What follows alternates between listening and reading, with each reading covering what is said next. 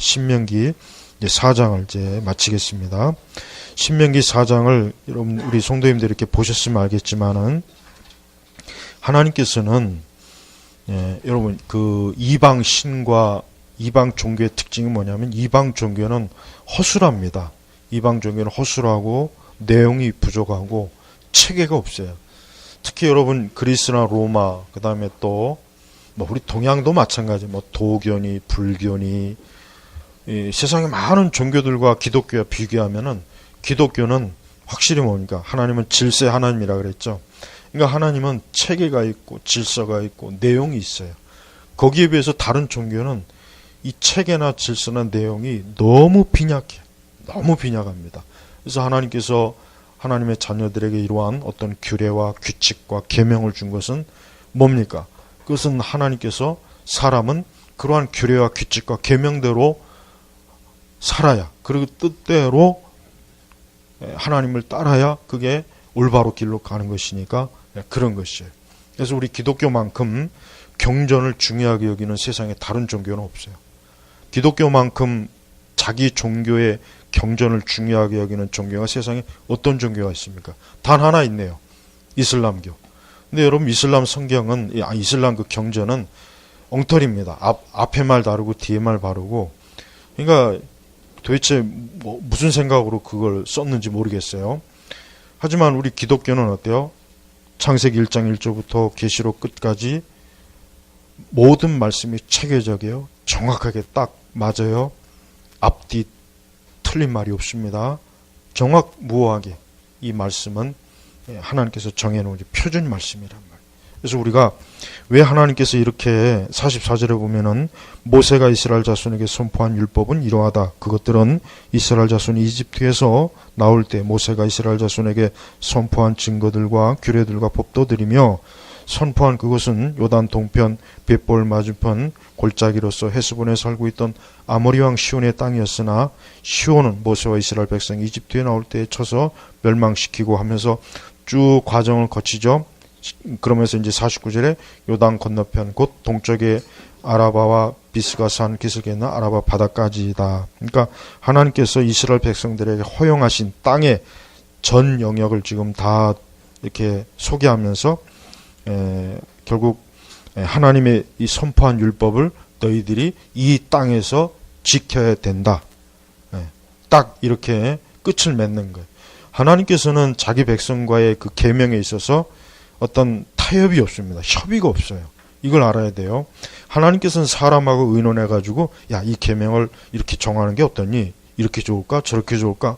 그런 말씀이 단 하나도 없어요. 다음 장 5자로 넘어가면 5장이 뭡니까? 십계명이죠. 십계명 보십시오. 십계명도 1절에 보면은 모세가 온 이스라엘 불러 모으고 그들에게 말하였다. 이스라엘아, 내가 오늘 너희 귀에 말하는 규례와 법도를 듣고 그것들을 배우고 지키며 행하여라. 보십시오. 명령이에요, 명령. 우리 신약교회 성도들이 한 가지 크게 오해하는 게 뭐냐면 자꾸 하나님과 의논을 하려고 그래요. 그러니까 계명에 대해서 말씀에 대해서 의논 그러면 안 됩니다. 말씀은 말씀대로 받아들여야지 우리가 하나님의 말씀을 의논해서 결정하는 게 아닙니다. 그래서 우리는 그래서 계시라 그러는 거예요. 계시. 그래서 계시입니다. 그래서 하나님께서는 2절에 보면은 여호와 우리 하나님께서 호렙에서 우리와 언약을 약속이에요. 이 언약은 우리 조상들과 맺으신 것이 아니라 오늘 여기에 살아있는 우리들 모두와 맺으신 것이다. 예, 우리요. 이 말씀을 선포할 때도 마찬가지겠지만 지금 우리도 마찬가지. 언약이에요, 언약. 그러니까 하나님은 자기 백성과 너와 나와 약속이다. 이 약속은 어기면 안 된다. 이 약속은 반드시 지켜야 된다. 근데 만약에 이 약속을 너가 어기면 내가 그에 대한 대가를 반드시 너에게 줄 거다. 이게 하나님의 뜻이에요. 그러니까 우리 신약교회는 이 부분에 약해요. 우리 신약교회는 보면 그래. 신약교회 성도들은 하나님의 말씀이 완전히 흐트러졌어요. 신약교회는 보면은 이 말씀에 대한 이해와 말씀을 순종하려고 하는 것에 대한 어떤 책임이 없어요. 책임의식이 없어요. 이게 큰 문제입니다. 하나님께서 이 구약의 그 신명기 모세오경을 보면은 하나님이 요구하는 게 뭐냐면 책임이에요, 책임.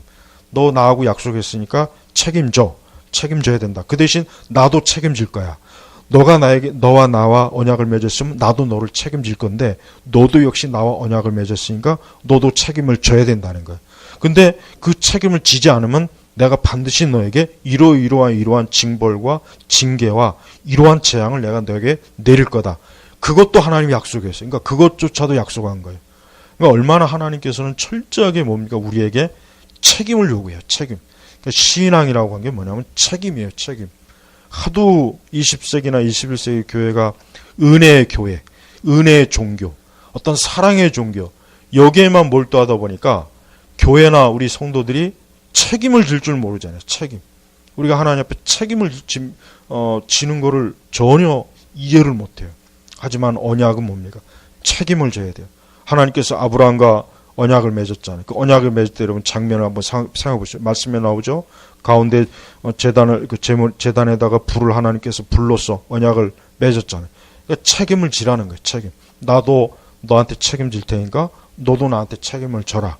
그래서 진짜 하나님은 책임을 졌어요. 그래서 하나님께서 아브라함에게 약속하신 대로 그 자기의 백성을 결국은 애굽에서 다 나오게 했잖아요. 그러니까 하나님은 단 한 번도 언약을 어긴 적이 없습니다. 여러분이 만약에 이번 주 한 주간 동안 성경에서 하나님이 혹시 언약을 어긴 적이 있는가 하고 한번 성경을 샅샅이 뒤져보십시오. 단 한 가지라도 나오면은 없어요. 그럴 일이 없으니까 뭐 제가 약속할 일도 없네요. 뭐 혹시 약속을 걸 게 있나 지금. 근데 하나도 없어요. 단 한 가지도 나올 게 없어요. 없습니다. 한번 찾아보세요. 진짜 혹시 하나님이 약속 온 게 있지 않을까? 그래도 있겠지. 한번 아주 창세기부터 찾아보십시오. 하나도 없어요. 근데 누가 약속을 오겠냐? 교회와 우리 그리스도인, 우리 구약의 백성들이, 성도들이 전부 약속을 어겼어요. 그거 아마 매 장마다 찾을 수 있을 거예요. 그러니까 여기서 알 수 있는 건 뭐냐면 하나님은 그렇게 우리에게 신실하고 자기 약속을 지키고 책임을 지는데 우리는 책임을 안 져요.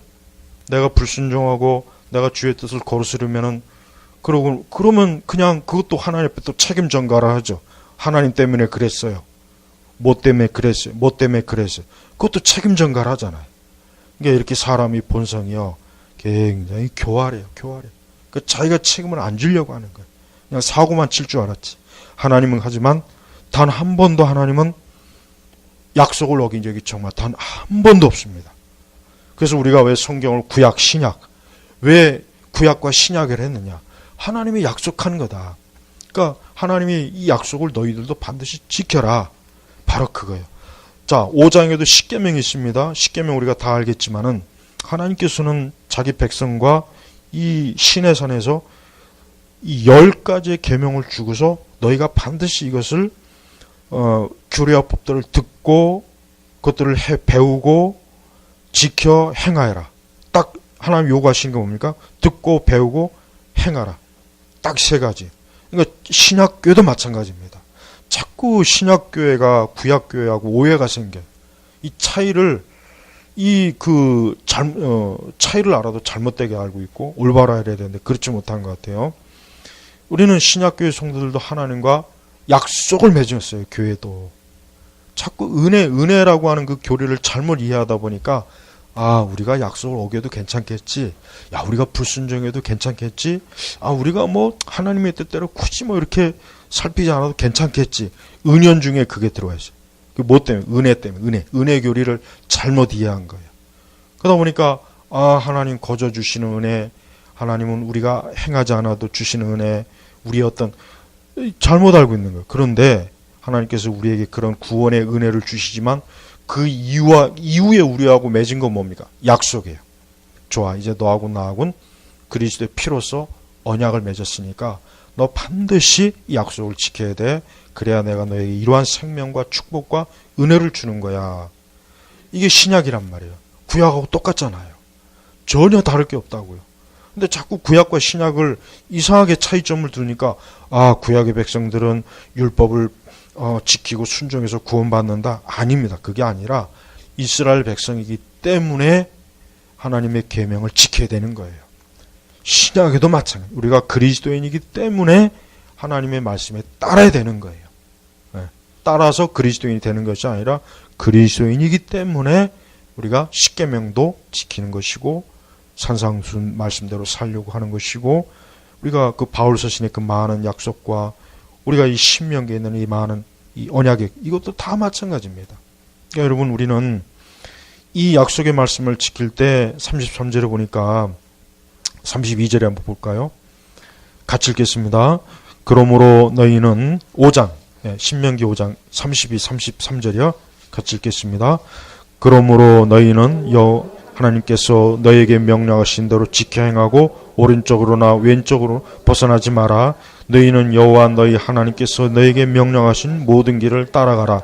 그러면 너희가 살 것이고 너희가 잘 될 것이며 너희가 오늘 그 땅에서 너희의 날이 길 것이다. 아멘.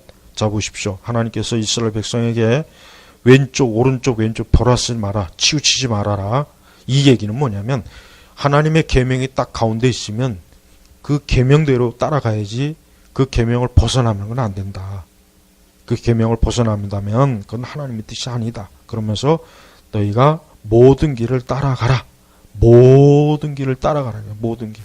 아 이건 따라가고 저건 안 따라가고 아 이건 내가 편하니까 따라가고 아 이건 어려우니까 안 따라가고 그게 아니라 33절에 모든 길을 따라가. 너에게 명령하신 모든 길을 따라. 모든 길이에요. 모든 길. 그러니까 하나님은 이렇게 엄격하고 철저해요. 근데 우리는 신약교회 성도들은 신자들은 보면은 이렇게 하나님이 철저한 거를 싫어해요. 이걸 싫어해요. 이걸 자꾸 싫어하더라고요. 그러면 안 되는데 우리도 그래야 돼요. 그래서 여러분 서양 사람들은 왜 이성주의적이고 합리적이냐? 서양 사람들은 약속을 소중하게 여기죠. 그 성경적인 그 기독교 영향 때문에 그런 거예요. 그 사람들이 원래 착해서가 아니고 그 사람들이 본성이 좀 우리보다 훨씬 덜 타락한 것이 아니라 그들이 오랜 기독교 문화 속에서 이 약속에 대한 개념이 확실한 거예요. 그래서 약속을 어기는 것을 굉장히 그 사람들은 아주 나쁘게 봐요. 신용카드가 어디서 나왔습니까? 서양에서 나왔잖아요. 신용카드가 뭐예요? 약속이에요, 약속. 그거 하나 가지고 내가 돈을 빌려줄게. 은행에서 빌려줄게. 이거 하나 가지고 돈을 빌려다 쓰는 거예요. 그 대신 다음 달 꼭 갚아라. 신용카드는 아니에요. 말 그대로. 김대중 정권 때 신용카드를 그냥 막 지나가는 개한테도 카드 발급했죠. 아, 지나가는 개한테까지는 카드 발급 안 하고 하여튼 뭐 청소년들한테도 발급하고 그래가지고 막 신용카드 대란이 일어났잖아요. 뭡니까? 실컷 카드로 돌려 쓰고 나서 안 갚는 거예요. 안 갚는 건지 못 갚는 건지. 신용 불량자들이 그때 많이 나왔죠.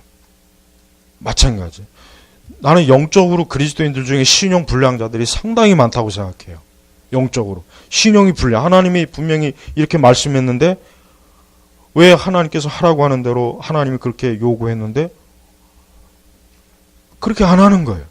그건 신용이 불량한 거예요. 영적으로 신용이 불량한 거래요. 불량한 거. 그러니까 기업이 그렇게 신용 안 지키면 어떻게 되는 거? 부도나는 거 아닙니까? 똑같아요. 우리가 하나님의 약속대로 우리는 온 힘을 다해서 약속을 지키려고 해야 돼요. 그건 구원받으려고가 아니라 구원받았기 때문에 그러는 거예요. 구원받았기 때문에. 구원받지 않은 사람은 그 약속 지킬 이유도 없고 지킬 마음도 없고 지킬 필요도 없습니다. 지킨다고 해서 되지도 않고. 그러나 성도는 하나님과의 약속이니까 난 이제 하나님과의 약속을 지킬 거야. 이게 믿음이에요. 이게 신앙이에요. 근데 그렇지 않고 뭐 적당히 넘어갈 수 있겠지.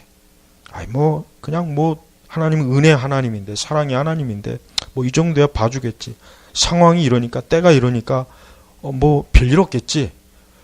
그걸 엄청난 그 믿음을 가지고 있더라고요. 거기에. 그럼 절대 안 됩니다. 정말 우리는 하나님을 우습게 여기면 안 돼요. 하나님 두려워해야 돼요. 여러분 하나님 얼마나 무서운 분인지 잘 모르는 분들 혹시 있을까 싶은데 하나님 무서워요. 무섭습니다. 하나님. 그러니까 하나님 무서운 분이에요. 그러니까 두려운 분이란 말이에요. 그러니까 우리가 하나님을 그렇게 알지 못하고 자꾸 하나님은 그냥 하나님도 다 이해하겠지. 자꾸 그렇게만 은연중에 알더라고요. 그러니까 오늘 우리 시대 교회가 그렇게 키워놓은 거예요. 그렇게 응석바지로 키워놓은 거란 말이에요. 근데 그렇진 않아요. 진짜 안 그렇습니다. 하나님 무서워요. 우리가 만약에 자꾸 약속 어기고 자꾸 하나님 뜻을 어기면 하나님 무섭게 매를 쳐요. 그게 다 이유가 있는 겁니다. 그러니까 절대 어떤 일이 있어도 하나님이 우리에게 약속을 어기지 않은 것처럼 우리도 하나님 앞에 약속을 어기지 않으려고 해야 되는 거예요, 성도가. 그게 하나님의 자녀의 마음입니다. 마음이에요, 마음. 그러니까 우리가 그런 마음 가지고 우리는 이 약속, 신명기에 나와 있는 이런 약속이 이게 우리에게도 해당되는 거구나. 우리도 오늘 그리스도를 믿을 때 이러한 마음으로 내가 주님을 섬기고 사랑해야 되는구나 하고 그걸 좀 잘 좀 이해해 주시기 바랍니다.